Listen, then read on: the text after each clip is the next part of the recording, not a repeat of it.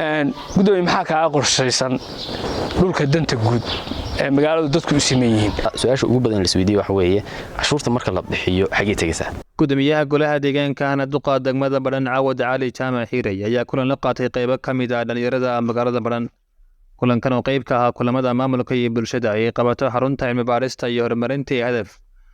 ayaa ujeedadiisu ahayd xog isweydaarsi xoojinta wada shaqaynta maamulka iyo bulshada iyo kor u qaadida isla xisaabtanka iyo sixidda shaqada duqa degmada Badhan Caawad Cali Jaamac oo hadal dheer ka jeediyay kulanka ayaa sidoo kale ka jawaabay su'aalaha dhalinyaradu ka weydiiyay shaqada dowladda hoose ee degmada Badhan anagu runtii intii aan meesha joognay waxaan qabsanay kalfadhigii u horeeyay si nabadgelyo ah la isku fahmay baan u qabsanay kaana markii uu hagaagay golihii joogtadaan samaynay runtii inaan wax dhaqaajino ayaanu ku dadaalay waxaan samaynay inaan dhisno maamul daadejin ah dowladda hoose maanta halka golaha waxa joogay agaasimayaashii agaasimiga waaxda hawlaha guud iyo agaasimaha hadda ay muuqda arrimaha bulshada in qayb kala fadhiyaan waa laga yaabaa laakiin hadda labaan ay muuqda runtii waxaan samaynay maamul daadejin ilaa iyo madax qaybadadii waanu diyaarinay dukumiinti wixii la oran jiray ee dowladda hoose ku shaqayn jirtay nooc kasta uu yahay waa diyaarsan yahay maanta intaas waxaan maleeyaan joognaa anaga dowlad garanaysa waqtigii bishii 9-3 baa xilwareejintana lagu sameeyay anaga kalfadhigana waxaan qabanay 14 bishii November intii ka horeysana iyo intii ka dambeysay waxaan suganay waqtigii dowladda wasiirada la magacaabay waa arkayseen laakiin hadda fursaddu noo harsan oo kaliya waxay tahay markaanu amnigii iyo nadaafadii iyo maamul daadejintii hadday xaafada tahay iyo hadday dowladda hoose tahay iyo hadday tahay la shaqayntii amniga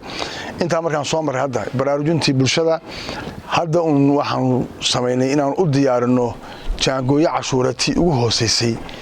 ee beeska qofku aanu dhibsadeen hadda u diyaarinay inaanu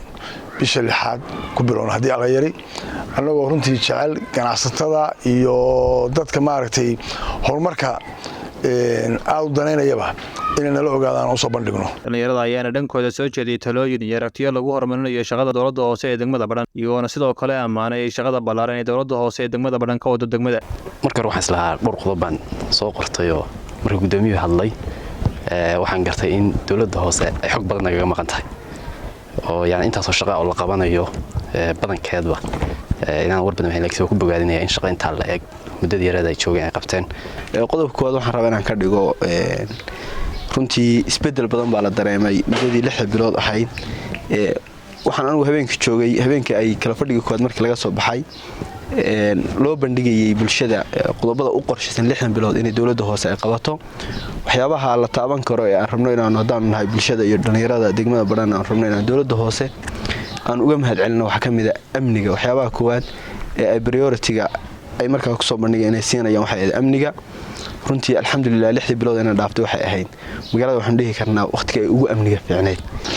wacyigelinta waxyaabaha ah bulshada waxaan maleeyaa awaare waa ka hadlayay in bulshada lagu qanciyo dowladnimada waxaan ogol lahay in la sameeyo guddi la xisaabtan la xisaabtanta xildhibaanada dowladda hoose dakhligu markuu soo baxo dukumiintiga la ogaado dakhliga soo baxay la ogaado gudoomiye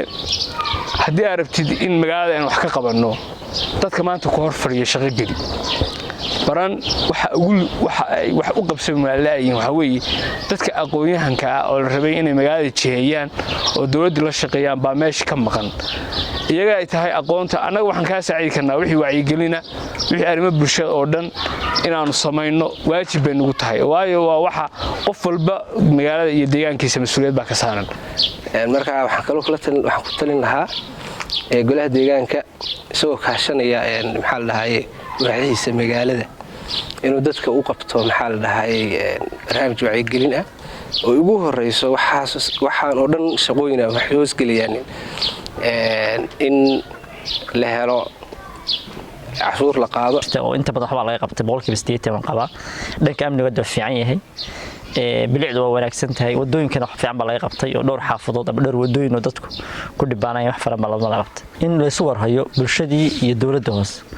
waxaan furnay ama aan dartar gelinay ama shaqooyinka iyaga ugu badan aanu gelinay sida aan u sameyn lahayn ama u buuxin lahayn wadooyinkii oo roobab ku jareen waxaan anigu aan hadda aan bogaadinayaa in la badiyo kulamada noocan oo kala ah ee lala yeelanayo dhalinyarada arrimaha bulshada waxaan wadaa qaybaha bulshada oo dhan sida haweenka aqoonyahanka dhammaan in la badiyo kulamadan oo kale gudoomiye horta intii badneed cashuurihii iyo nadaafadii magaalada waa laga soo sheekeeyay dhirayntii iyo gudoomiyaha ka soo hadlay gudoomiye magaaladu waa bilaab wadooyin barantii hore waxaan u malaynayaa waxba ka liidataba barantan hadda dhismaysa waa bilaab wadooyin iminka haddaad tagtid magaalada hoose oo dhismaysa 40 mitir buu qof kasta leeyahay qof guriga iska dhisanayaa wado male 4 dhinac waa laga degan yahay xitaa meel hadhow booyid u soo martay meel gaarigiisu maro iyo meel wado ahba ma jirto ma garanaysaa amnigu waa silsilad isku xiran oo badatay maalin dhawto tusaalahaan waxaan tagay qaybta garsoorka maxkamadda degmada runtii waxaan ku arkay waa maxkamadaha mid kamid ah maxkamadaha ugu si loo hagaajiyo loo qalabeeyay Soomaaliya ugu horeysa